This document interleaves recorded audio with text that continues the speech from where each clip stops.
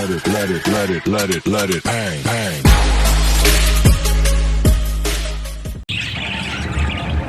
Okay, mga Lodi, magandang araw sa inyong lahat.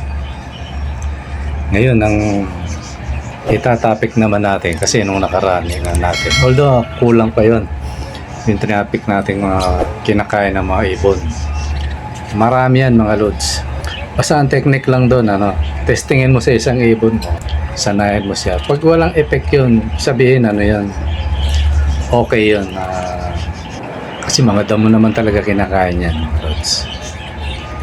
Although marami yun, yung mga damo na yan. Mga halaman na pan-display yan, dito sa akin. Yung mga halaman ko rito, alam ko yung kinakain nila, tsaka yung nakakalason, mga Lods. Ngayon mga Lods, ang naman natin ngayon, ang pag-uusapan natin tungkol naman sa sa pag nagkakasakit ang ating ibon o para maiwasan silang magkasakit, mga Lods. Kasi ako mga Lods, nung bago pa lang akong bumiling ibon, hindi ko alam kasi dati sa probinsya naman, kasapit lang sa bintana yan yung mga tali, kaya okay, hindi ko napapansin yun ng mga ganyan.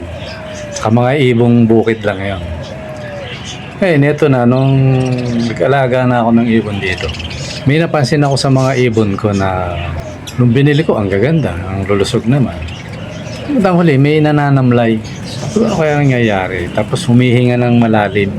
Nung pala mga Lods, nadali na siya ng yung isa yun sa pinanggagalingan ng sakit na going lights. Parang humihinga lagi, parang kapong-kapo yung parang may hika. Tapos matamlay siya, laging nakalugmok, gano'n. Tapos yung balahibo, talisag, hindi siya makinis. Nung pala Lods, yung isang pinanggagalingan ng sakit na yan, yung tae ng daga. Yan yung pakaiwasan natin mga Lods. Kasi yung going lights na yan, napakabihirang ma-survive mo yung ibon. Ako mga Lods, yung mga ibon ko, kung papanoorin nyo yung mga mga Lods, yung mga lumang video ko, doon makikita nyo yung ibon ko, mapapansin mo pag hindi ka maalam, kala mo okay lang kasi magaling magtago ng sakit yung mga yan mga parakit pero ako siya dahil masigasig ako, pinagmamasdan ko, nakita ko matamlay, kumakain naman pero papayat ng papayat ang ibon, tsaka pumapangit.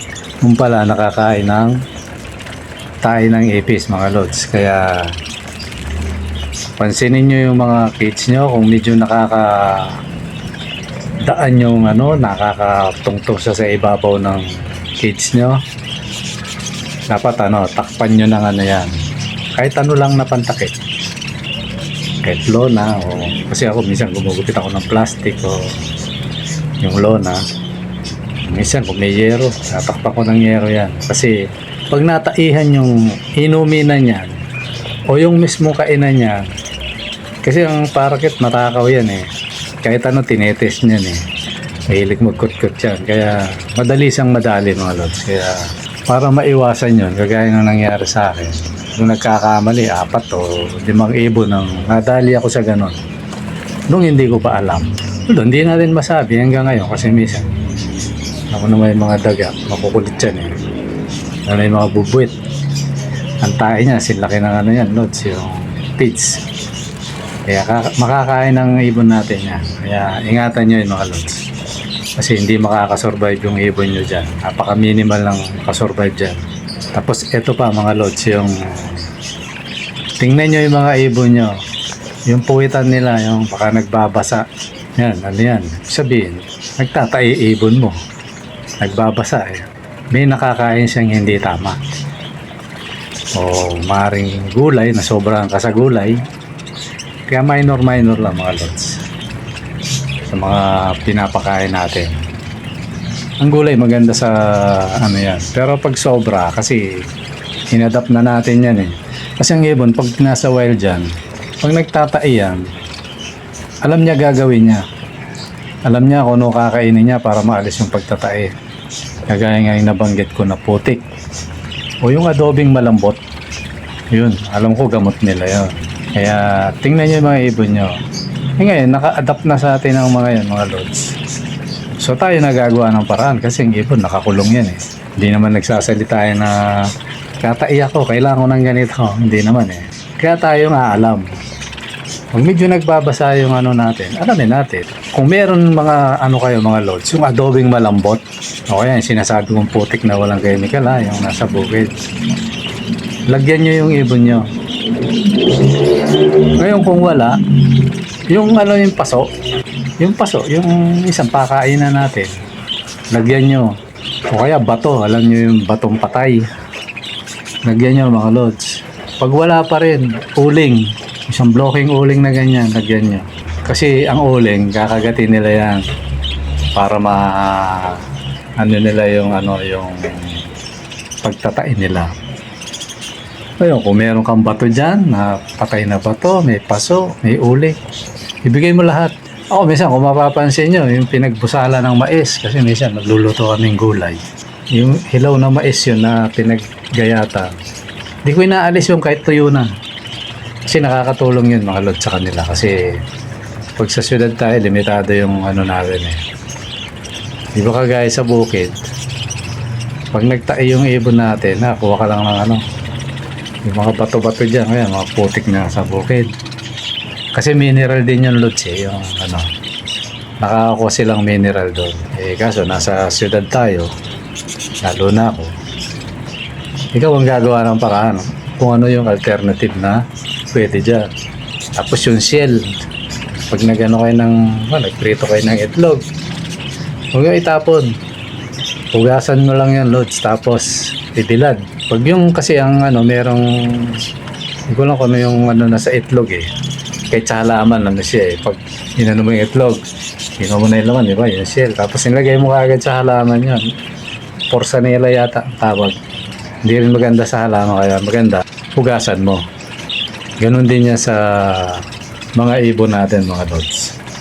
Hugasan tapos ibilad para mawala yung porsanela. Ewan ko kung tama yung ano. Correct nyo na lang ako mga lods kung tama yung pronunciation ko. Ayun, di okay na, nabilad na. Sabihin nyo kung ano man yung nandun sa ano na tamaan na ng araw. Ibigay nyo sa ano ibon. Gustong kinukot-kot yan. Tsaka mineral din yan mga lods eh. Tsaka alam ko pinanggagamot yan ng mga ibon eh. Yung pag may ano sila, may mga sakit-sakit. At saka natural yan na makutkot. Kaya maganda yan, mga shell na yan. Ngayon sa akin mga lods, minsan ano eh. Mapapansin ko ano eh, yung pinagkainan nila. Yung lagay ng pagkain. Nauubos. Sabi ko ba't kaya kinakain? Pala siguro, baka may nararamdaman ng ibon o nakangati yung tuka. Kasi maano yan, makutkot yan eh. Yun, naunti-unti niya. Kaya minsan binibili ko plastic eh. Pero hindi ko inaalis yung ano. Kung yung naubos nila, nakukutkot nila. Andun yun, hindi ko tinatanggal. Kasi panghasa rin yun, loads, sa mga tuka nila. Kaya dapat meron yan. Bato, yan. Kung walang bato, yung paso. Tapos yung magugulay kayo, yung pinagpusalan. Pang ano yun eh, pag nang kumbaga saan nangangati yung siguro yung tuka nila. Makutkot kasi yung mga yan. Tapos uling, pag nakita yung nagtatae. Tapos aampwit. Yan na yung mga loads. Kasi kailangan ingatan mo yan kasi pag nadalin, hindi mo alam. Hindi mo napapansin, may sakit na pala. Bigla na lang ano kasi yan, bubulagta. Tataka ano, kinamatay. Yung pala yun, mga loads. Tapos isa pa, yung ano, yung pang ano sa manok, yung wash out. Yan yung pang ano yan eh, panlaban. Bago mangyari yon, di ba, minsan kulungan. Baka maging busy ka, hindi mo malilinis lagi. Kakaroon ng mga ano yan eh, parasite eh. Isa kung ano ng mga kutong hindi natin nakikita. So para maiwasan yon, ako kasi minsan inuugali ko every 2 o 3 weeks nag-spray ako yung saluhan ng ano nila, ng tae nila. Tapos yung ano, kulungan, mahaba naman yung kulungan kulods eh. Kasi minsan ang ginagawa ko, pati sila binubugahan ko kasi ano talaga yun eh, ginagawa ko. Ini-spray ko sila pati kulungan. Tatanggalin ko lang yung inumanan nila. Alisin ko yun. Tapos bubugahan ko yun. Talagang babasain ko pati sila. Yung yung sa kulungan minsan 3 linggo sa ibon. Minsan once a month lang eh. Pero sa kulungan lagi, i-spray ko lalo na yung ilalim, yung tapakan nila. Tapos yung tuntungan, yung perch nila. Nubugahan ko yan. Iwas yun sa mga, yung mite na yun. Skull mite yata ang tawag doon. Hindi ako nagkakamali. Yun mga lods. Para maiwasan yun. Ngayon, pag talagang hindi mo napansin, nandyan na. Hindi ko na kung ano yan eh. Parang grasa siya. Ito, babasahin ko siya, lods. Yun, petroleum jelly, lods. Petroleum jelly. Mahusay yan. Yan mo lang sa tuka. Kaskas mo kung sa inyo, tapos sa paa. Nagkaroon na silang skull mite. Kasi parang parang bulo-bulo itong sa paa yan. Tsaka sa muso niya. Ito ka. Sa may bandang sirin niya. Ayun, nakakaano rin yun, lods. Pag di mo naagapan, mamamatay din ibon mo. Nadala rin ako niyan dati. Si Ibana. Yung ibon ko na si Ibana. Patay sa ganun. Si Timmy naman, patay sa going light. Tapos si si Kika, yung pinakamabait kong ibon, patay naman yun, yung taba sa puwit. Ayun. Sapola. Kakasapola siya, yung maliit yung cage mo, hindi siya nakakalipad. O kaya minsan ang ibon lalo pag umaano siya, lagi nasa pugad kasi yun eh. Kahit wala siyang itlog, nandun siya lagi. Delikado rin yun sa pola na yan pag pag hindi naagapan. Kaya ako, pag may sapola naman, mga lods, ang diskarte ko naman dyan, tinitipid ko sa pagkain. Hindi ko naman siya masyadong ginugutom, pero tinitipid ko. Yung normal na pinapakain, kasi sa normal, isang scoop. Parang takalan ng gatas ng bata. Pag nagbe-breed ka, isa lang nun dalawa na sila eh. Kasi masama sa nagpe-pair yung sobra sa kain, lods eh. Ngayon yung may sapola, minsan inihiwalay ko yun. O kaya kung hindi ko man siya mahiwalay, nilalabas ko sa cage yun, pinapagod ko talaga. Talagang pinapalipad ko. Hanggang sa yung kaya lang niya kasi sobrang mamamatay yun pag yung sobrang pagod. Nakita mong naka-exercise na, idadapo ko yan sa kasi may dapuan ako rito sa bandang labas ko eh. Andun lang yun. Pag nakapahinga na, mga kalating oras o isang oras, andun lang yun, di ko pinapasok sa cage. Inaano ko na naman yun, para lipad lang sa nanlipad. Kaya lang mga lods, yung ibon ko na yun, talagang hindi pala lipad. Mabigat ang katawan niya. Kaya ayun, nung bandang huli, nung piner ko siya, yun yung unang kapartner ng dilaw ko. Nung pinares ko siya, tinitingnan pa namin ng misis ko, tapos yung anak kong isa. Sabi nung anak ko, wala tayo, pinapatay na yata. Kaya akala ko, minimate lang niya. Akala ko nagmimate lang. Nung pala, hindi na makahinga, nakadapa na. Ayun, nung kinuha na, patay na. Tapos inaano niya. Parang binubuhay pa niya, yung partner niya. Parang pinapump niya gano'n, para mabuhay. Pero wala eh. Namatay din yung ibon lods. Kaya, ingat tayo sa mga ganong natin. Sa mga ibon natin kasi sayang, lalo na kung mataas na yung mutation. Ingatan natin sila kasi yan eh. Ako nga yung sa taas ko unti-unti ko nang Kaya kung mapapansin nyo sa video na to, inuunti-unti ko na siyang binabawasan para kasi wala pa tayong budget mga lods eh. Kung nagka-budget na tayo siguro, makagagawa ko ng cage na kasi may paparating na namang na